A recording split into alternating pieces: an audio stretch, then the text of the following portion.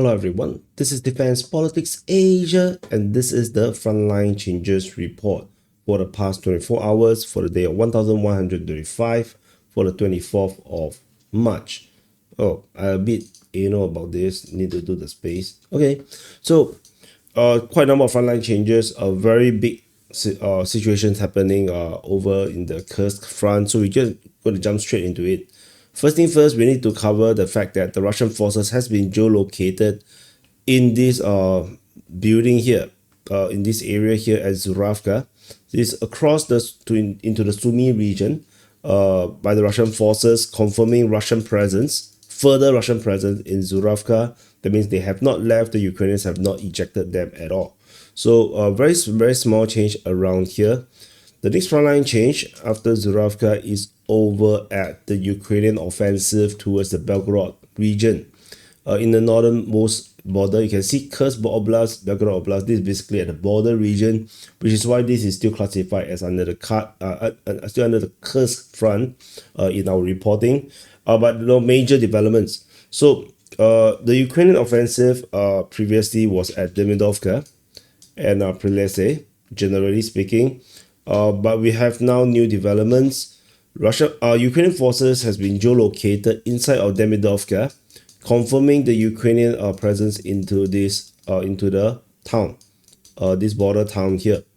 And Russian mapping have updated their mapping to inform that there is new developments. Ukrainian forces have entered into Popovka, and then in the Russian mapping, all of this area here south and around Popovka, south and west of Popovka is now entirely under Ukrainian control.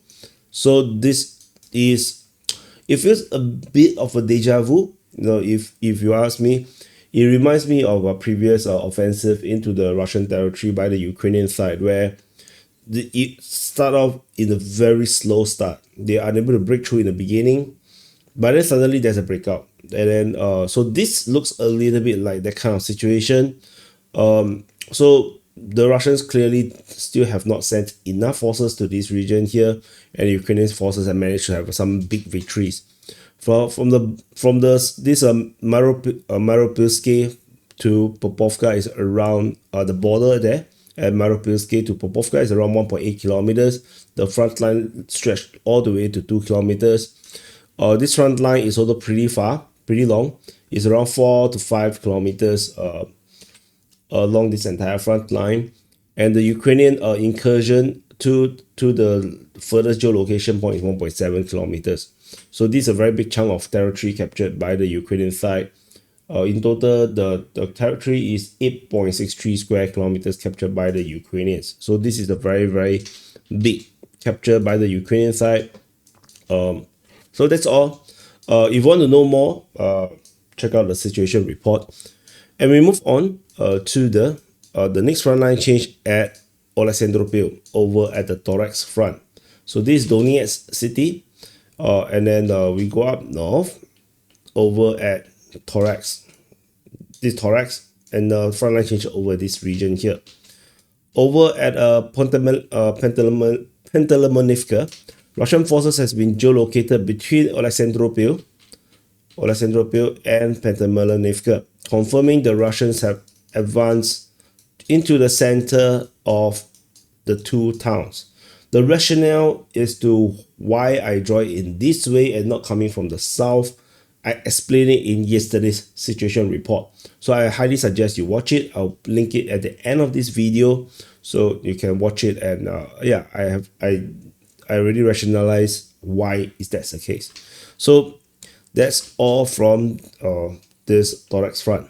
The next frontline change, we jump to the Pokrov front. So over the Pokrov front, a Ukrainian mapping, Deep State UA have reported that this area here, north of Baranivka, has been taken by the Russian forces. And this includes this fortification that most likely has fallen to the Russian forces, so corroborating part of the Russian claims in the northern flank of the Pokrov front. The next one is over at Plischane. So this one, I'm not sure. Yeah, it's pretty new. Geolocation of Russian forces over at the railway line confirming the Russian forces have advanced in this area here, of the on the eastern part, in the eastern outskirts of Pischani. So and that allows the Russians to go down the railway line and cut off the road, which I explained during the situation report. The next frontline change is over at Uspenivka. On the other side of this front line, Russian forces have been geolocated, entering into the southern part of Uspenivka, confirming some Russian advance in this sector. The distance advanced from the previous front line is around 500 meters, around half a kilometer. So, and that's all from this. And further south, there is a Ukrainian geolocation south of Nedievka. So, this geolocation in the south of Nedievka confirmed that Russian forces have lost the previous captures, and the Ukrainian forces have retaken these positions, strengthening the front line. This is also in the north of Pryvilne, so this is where the battles are currently happening, and this by itself is also a pretty big chunk of territory being captured by the Ukrainian side. And there is more. Over at the Andriivka front, Ukrainian mapping have mapped that in the southeast of Rozhliv, Russian forces have managed to capture more areas in the southeast of Rozhliv, confirming Russian advance in this sector, which corroborates where the fighting actually is, because we do have the reports of fighting at Rozhliv for quite a number of days now, but we do not actually know particularly where the battle is coming from. Although I did usually draw it like this, so it's pretty much spot on for now. And the next frontline change, the last one, is over at Pryvilne. So this is a Velika Novosilka front. This Velika Novosilka, Pryvilne Vinnypole is over here. So the Russian forces has been geolocated on the outskirt, the eastern outskirt of Vinnypole, confirming the Russians' advance and full capture of Pryvilne. So this exceeds previous Russian claims of capture, and we are also, which as such, we also can confirm the capture of Pryvilne by the Russian forces over these past 24 hours. And that's all the frontline changes. So let's do some calculation. So these are all the areas captured by by both sides. So yeah, maybe I do it like this. So let's do the Russian one first.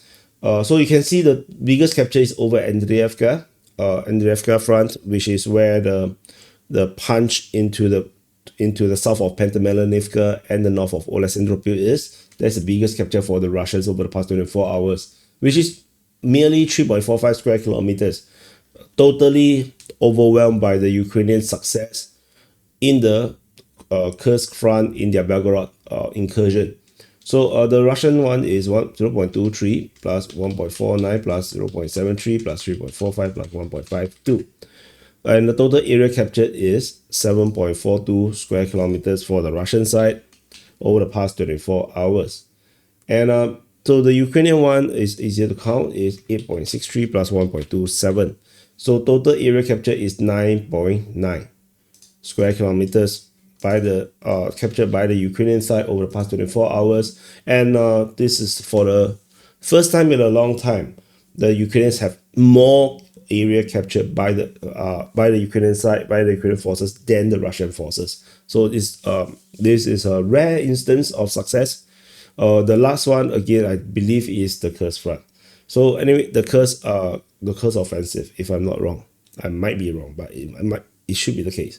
So anyway, that's it. Thank you for watching. Happy birthday to those having birthday today. And also, we are going for 100,000 subs. So subscribe. Thank you for watching, and I'll see you guys in the next update. Commanders.